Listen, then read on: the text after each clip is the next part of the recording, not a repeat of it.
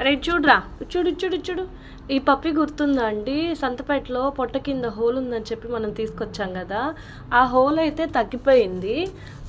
కానీ తర్వాత దీనికి కాలు సరిగ్గా నడవలేకపోతుందని మళ్ళీ ఆ కట్టు కట్టించాము. ఈ కట్టు ఏంటంటే కాలు సక్రమంగా రావడానికని కట్టు కట్టారు. ఇంకొక పెద్ద విషయం ఏంటంటే తర్వాత తెలిసింది, ఇక్కడ కంటిన్యూస్గా ఈ వెజైనా నుంచి దీనికి బ్లీడ్ అవుతుంది. ఈ ఈ బ్లీడు ఎందుకు అవుతుందంటే దీనికి ఇది మొత్తం కూడా క్యాన్సర్ గడ్డంట.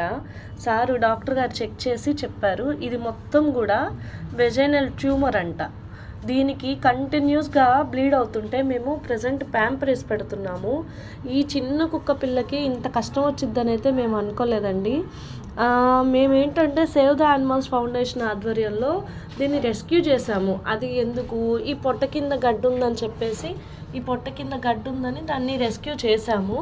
ఆ గడ్డకి ట్రీట్మెంట్ అంటే పొట్ట కింద హోల్ పడింది. హోల్ పడితే ఆ హోల్కి మేము ట్రీట్మెంట్ చేయించాము. హోల్ తగ్గిపోయింది. కానీ ఇప్పుడు తర్వాత తెలిసిన విషయం ఏంటంటే ఈ వెజైనా నుంచి కంటిన్యూస్గా బ్లీడ్ అవుతుంది. బ్లీడ్ అవుతుంటే హాస్పిటల్కి తీసుకొని వెళ్ళాము. తీసుకెళ్తే సారు చెక్ చేసి ఇది మొత్తము క్యాన్సర్కి సంబంధించిన ట్యూమర్ ఉంది. ఇదే ట్యూమర్స్ దీని పొట్ట కింద కూడా ఫామ్ అయి ఉండొచ్చు, లోపల ఇంటర్నల్ కూడా ఉండొచ్చు అన్నారు. దానికి ఏం చేయాలంటే క్యాన్సర్కి కీమోథెరపీ ఇంజెక్షన్స్ ఉంటాయి కోర్సు, అవి వేయించాలన్నారు. అవి బయట దొరకడం కూడా కష్టం అండి.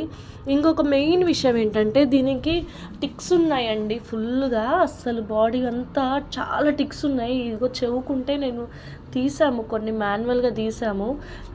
దీనికి ముందు అర్జెంట్గా ఒక సింపారికా వేయాలండి. ఆ సింపారికా వేస్తేనే ఇది కొంచెం తట్టుకుంటుంది. మొత్తం బాడీ అంతా టిక్స్ ఫామ్ అయ్యి ఉన్నాయి. ఎవరైనా మాకు హెల్ప్ చేస్తే ఆ సింపార్క ట్యాబ్లెట్ తెచ్చి వేస్తాము. అలానే దీనికి కీమోథెరపీ ఇంకా మిగతా ట్రీట్మెంట్ అనేది కూడా మేము చేయిస్తాము. ఒక లైఫ్ సేవ్ అయినట్టు ఉంటుందండి. దయచేసి మీరు సేవ్ ద యానిమల్స్ని సపోర్ట్ చేస్తే ఎన్నో ఇంకా యానిమల్స్ని మేము కాపాడగలుగుతాము. పాపం అవి ఎవరికి వాటి బాధ చెప్పుకోలేవు కదండి. నాకు ఇది ప్రాబ్లం అని చెప్పుకోలేవు. పాపం అప్పటికి మేము వీడికైతే మంచి బలమైన ఫుడ్డే పెడుతున్నాము, చికెన్ పెడుతున్నాము.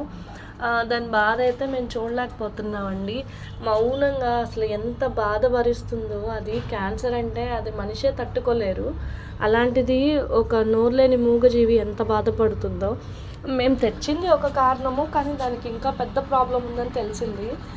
మీ అందరి సహకారం ఉంటే మన సేవ్ ద యానిమల్స్ ఫౌండేషను ఈ నోరులేని మూగజీవిని కాపాడుతుందండి.